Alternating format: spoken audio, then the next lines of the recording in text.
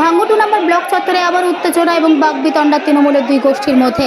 আজ পঞ্চায়েত সমিতির বিল্ডিংয়ের নিচে আরাবুল ইসলাম এবং শওকত ঘনিষ্ঠ আহসান মোল্লার মধ্যে তুমুল বাকবিতণ্ডা চলে। শুরু হয় গালাগালিজ। চরম উত্তেজনার মধ্যে পৌঁছায় পুলিশ এবং পরিস্থিতি নিয়ন্ত্রণ করে।